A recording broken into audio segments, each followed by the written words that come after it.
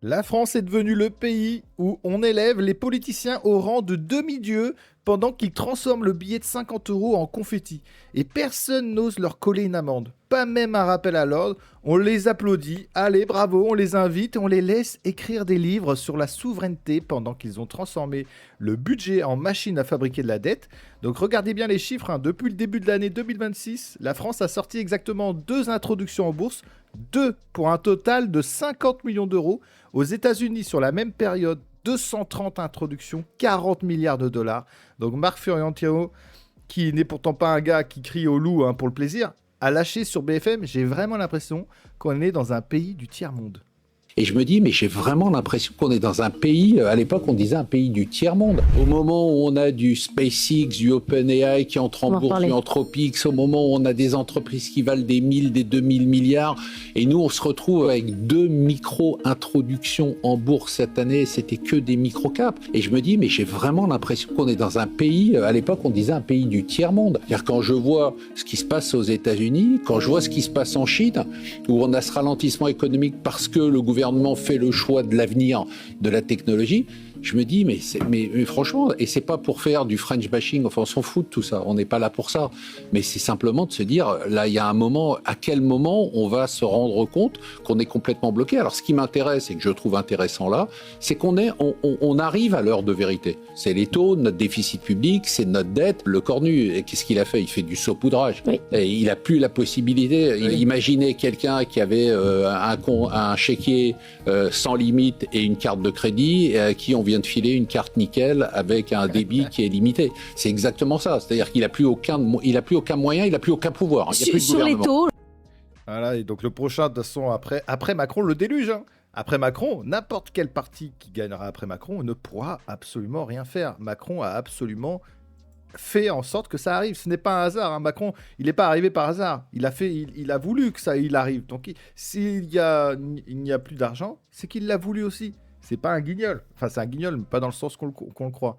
Et le pire, donc, c'est que là, Marc Fiorentino, il a raison, parce que, et c'est pas parce qu'il est méchant, c'est parce que les chiffres sont là, froid, sans émotion, 2 IPO, 50 millions d'euros, pendant que le reste du monde finance l'intelligence artificielle, les biotech, l'énergie. Nous, on se bat pour savoir si le slip français va enfin réussir à coter, quoi. C'est presque poétique. On a inventé le luxe, la mode, l'aéronautique, et on finit par rêver d'introduire un fabricant de caleçons comme si c'était un événement national.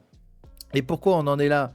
Parce que pendant 7 ans, on a eu un ministre de l'économie qui a transformé Bercy en machine à imprimer de la dette avec le sourire. Bruno Le Maire, l'homme aux 1000 milliards. Entre 2017 et 2024, la dette publique a grimpé de plus de 1000 milliards d'euros. Elle était de 2200 quand il est arrivé, elle a dépassé les 3300 et aujourd'hui on est à 3536.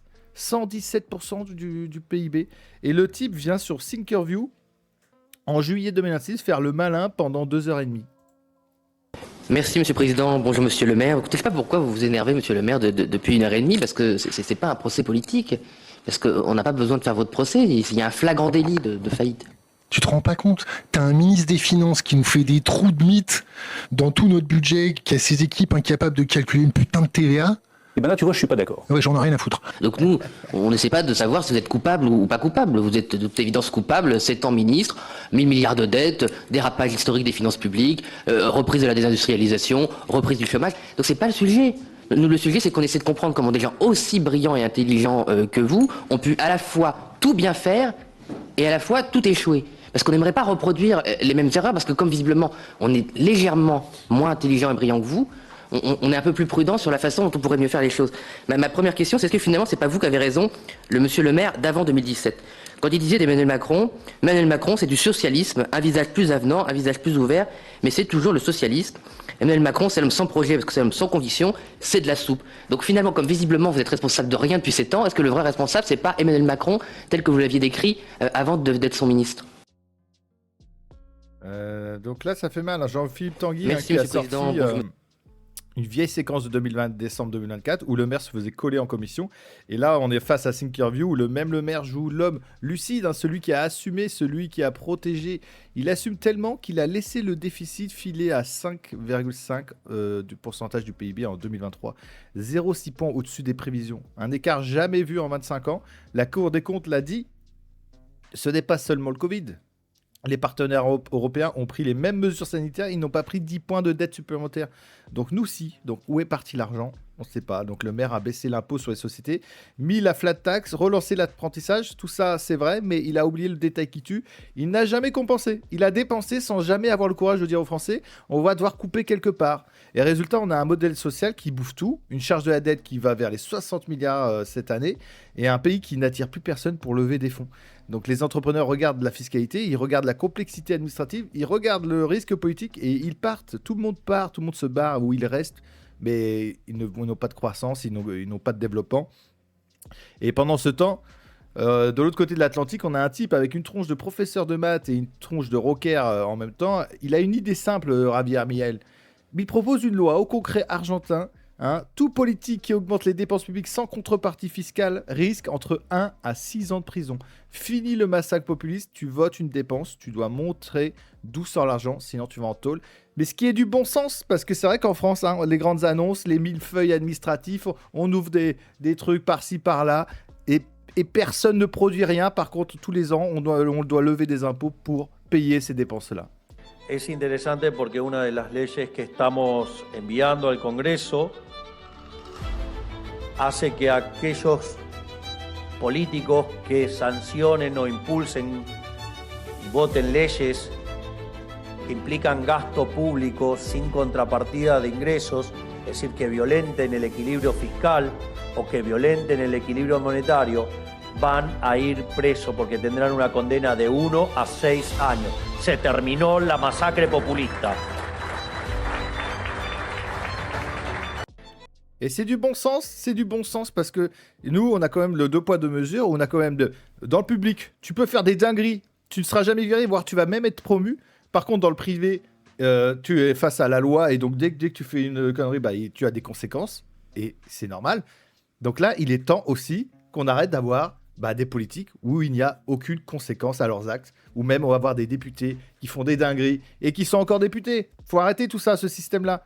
Donc c'est brutal, c'est presque grossier ce qu'il dit Miel, mais c'est exactement ce qui manque ici en France. Un ministre peut faire exploser la dette de 1000 milliards, partir écrire des romans, revenir sur les plateaux pour expliquer que le système est en bout de course, et tout le monde trouve ça normal. Personne ne lui demande de rendre des comptes autrement qu'avec des phrases bien tournées. Donc Mireille lui dit, si tu joues avec l'argent des autres, tu assumes personnellement. Pas avec un livre, avec ta liberté. Et c'est normal, c'est normal. Tu prends des décisions pour le bien commun, et si elles sont mauvaises, tu en paieras les conséquences. Ou au moins, on sait que tu pourras en payer les conséquences. Donc le contraste est violent. D'un côté, on a un pays qui a transformé la responsabilité politique en exercice de style littéraire, et de l'autre, on a un pays qui sort des décennies de chaos monétaire et qui décide que la prison est un outil de dissuasion plus efficace que les jolis discours sur la refondation. On va reconstruire les Attal, les machins. Oui, on va faire un nouveau modèle. Mais les mecs, c'est vous êtes dans le truc depuis le début, vous êtes dans la soupe depuis le début. Et le plus drôle, c'est que le maire lui-même commence à dire maintenant que le modèle est mort, qu'il faut refonder, qu'on ne peut plus continuer comme ça. Mais il le dit après avoir été le principal conducteur du bus pendant 7 ans. C'est comme le pompier pyromane qui, une fois le feu éteint, vient donner des leçons de sécurité à incendie.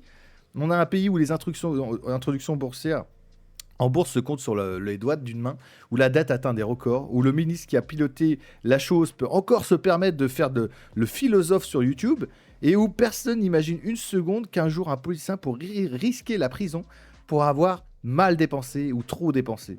Alors non, ce n'est pas encore un pays du tiers-monde, on est juste un pays riche qui a décidé de vivre au-dessus de ses moyens, avec une élégance rare, et qui continue de croire que les mots bien choisis remplaceront un jour les chiffres.